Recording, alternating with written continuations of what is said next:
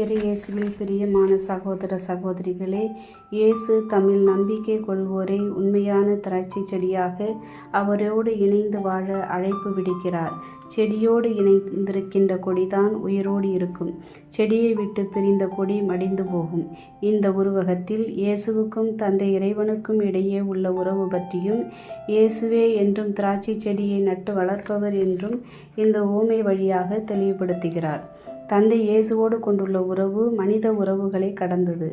அன்பின் நிறைவும் முழுமையும் அந்த உறவில் உண்டு. இந்த அன்பு எவ்வளவு ஆழமானது என்றால், இயேசு தம்மை காண்போர் தம் தந்தையே காண்கிறார் என்றார்.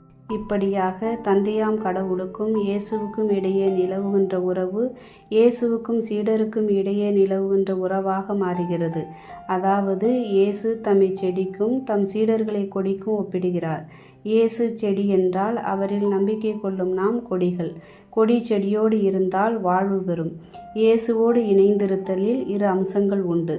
முதலில் நாம் அவரிடத்தில் முழு நம்பிக்கை வைக்க வேண்டும். அதன் விளைவாக நாம் அவருடைய கட்டளைகளை கடைபிடிக்க வேண்டும். இவ்வாறு செயல்படும் பொழுது கடவுளுக்கு நாம் மாட்சி அளிக்கிறோம். கடவுள் நமக்கு தருகின்ற வாழ்வு மறைந்து போகும் ஒன்றல்ல, அது எந்நாளும் நீடிக்கின்ற நிலை வாழ்வு. அதே நேரத்தில் நம்மில் உரைகின்ற இறை வாழ்வு நற்கனிகளாக வெளிப்பட வேண்டும். அன்பிலிருந்தும் இறை நம்பிக்கையிலிருந்து பிறக்கின்ற கனிகள் மனிதகுலம் வாழ்வதற்கு வழியாகும். பிறருடைய நலன்களை நாம் முன்வைத்து செயல்படும் பொழுது நாம் மிகுந்த கனி தருகிறோம். வாழ்க்கை என்பது கனி நிறைந்த வாழ்வாக இருக்க வேண்டும். இந்த கனி தரும் வாழ்வு என்பது நமக்குள் நிறைவையும் நிம்மதியையும் தருவது, பிறருக்கு பலன் தரக்கூடியது, இறைவனுக்கு மகிமை சேர்ப்பது. ஒருவன் வாழ்ந்ததன் பயன் இதுதான். இத்தகைய கனி தரும் வாழ்க்கையை வாழ ஒருவன் இறைவனோடு இணைந்திருக்க வேண்டும். இக்கருத்தை இயேசு இப்பகுதியில் பலமுறை உணர்த்துகிறார்.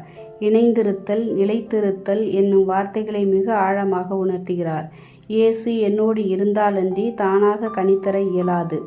இயேசுவோடு இணைந்திருப்பதன் நெருக்கம் பல பலன்களை கொடுக்க வல்லது. இயேசுவை விட்டு கொஞ்சம் விலகினாலும் அந்த இழப்பு கொஞ்சம் அல்ல, மாறாக மிக பெரியது. இயேசுவை விட்டு பிரியும் போது பல நோய்கள், கடன் தொல்லை, உறவு சிக்கல், மன உளைச்சல், பொருளாதார பிரச்சனை, இப்படியாக பல வாழ்க்கை யதார்த்தங்களை சந்திக்க நேரிடுகிறது. அவரோடு இணைந்திருக்கும் போது வாழ்வு உறவூட்டப்பட்டு சந்திக்கும் பிரச்சனைகளிலிருந்து வெளிவர சக்தியும் வழிகாட்டுதலும் நமக்கு கிடைக்கிறது. ஆம் பிரியமானவர்களே, இன்று நாம் இயேசுவின் வளர்ப்பு தந்தையாகவும் உழவர்களின் பாதுகாவலராகவும் விளங்கும் சூசையப்பரின் விழாவை கொண்டாடும் நாம், அவர் தன்னுடைய சுய விருப்பு வெறுப்புக்கு இடம் கொடுக்காமல் தந்தையாம் கடவுளின் விருப்பத்தை அறிந்து செயல்பட்டார். நமக்கெல்லாம் முன்னோடியாக விளங்கும் சூசை தந்தையின் வாழ்வில் இருக்கும் கற்பு, ஏழ்மை, கீழ்ப்படிதல், உண்மை, நேர்மை போன்ற புண்ணியங்களை நாமும் வாழ்வோம்.